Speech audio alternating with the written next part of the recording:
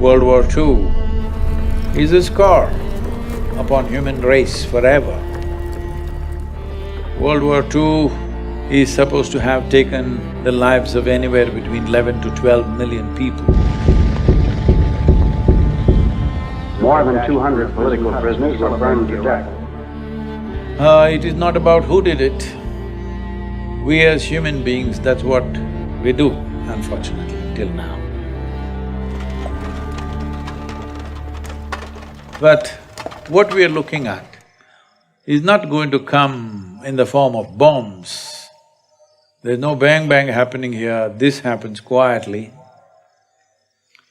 Every responsible scientist in the world is saying by 2045, we'll be producing 40% less food on the planet and our population will be 9.2 billion people.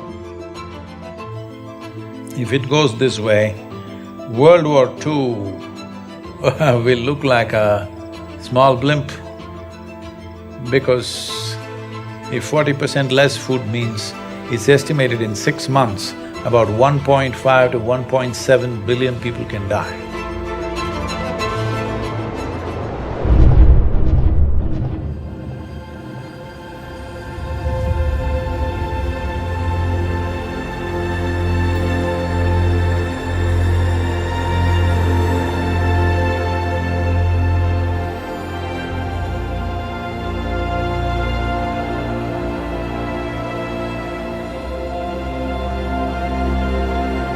Climate change, food security, nutritional security, water quality, water renewability, biodiversity, land grab, political stability.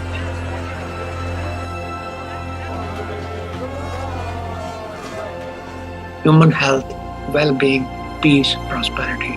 Soil is the basic of all that.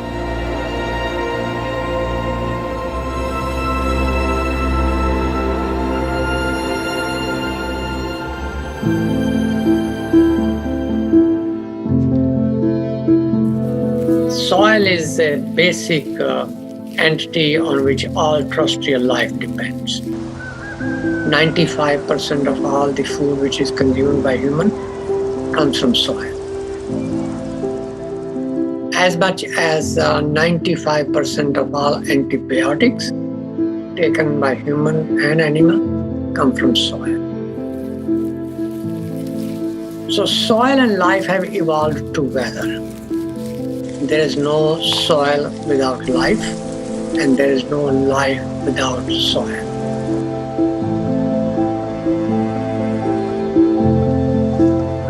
In a handful of soil, there are over 5 to 7 billion organisms. And just like how our body functions, the food that we eat, actually we cannot digest all by ourselves. We don't have the necessary enzymes and alkalines to digest this completely. Only because of the microbial gut microbes that are there, we digest food. The same is true with all the plants and trees. They cannot take the nutrients from the soil by themselves. They need the help of the microorganisms.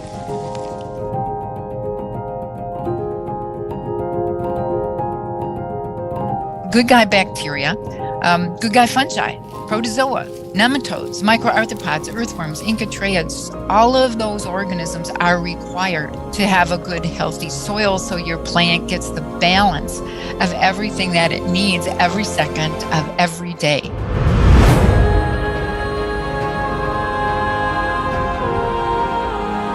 The first 15 inches, 12 to 15 inches of soil is responsible for 87% of the life on the planet, including you and me.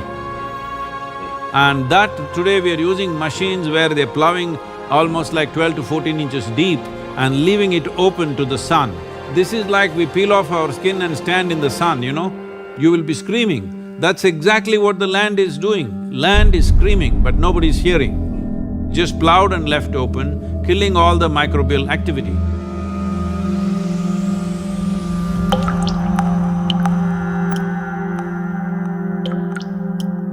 See, right now, the organisms here, the only food they can eat is organic content. where will the organic content come from? Here you see all these leaves, dry leaves falling down. We won't pick it up nor sweep it away. We leave it like that, it'll become part of the soil. It is only the green litter from the trees and other, whether it's grass or bushes, whatever, or the animal waste, which can put organic content into the soil. In normal agricultural soil, the minimum organic content should be between 3 to 6%. The most minimum is 3%. 3% is kind of the borderline, where you've got enough diversity in the kinds of foods that are present so that all of the necessary sets of microorganisms will be able to perform their jobs. In most of the Western world, we have so destroyed sets of species of different functional groups that we're on the edge of not being able to come back from that.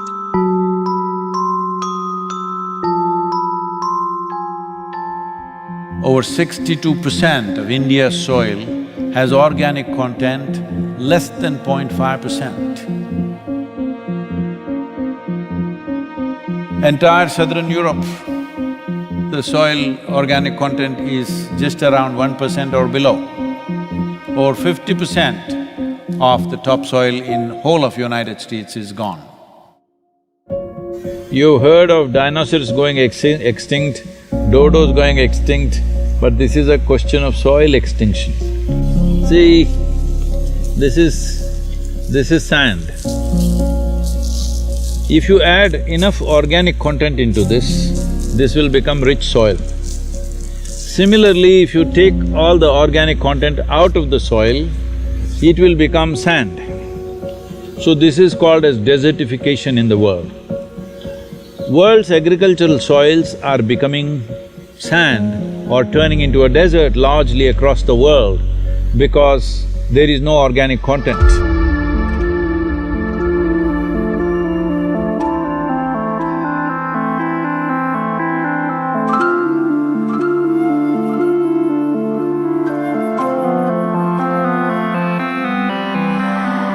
Right now, the soil that we are using is not our generation's soil. We are using up the soil of the unborn child. We have no business to do that, because soil is not our property, it's a legacy that's come to us, and it's a legacy that we should leave behind, living soil. Because once there is no richness in soil, there is no way there is richness in life.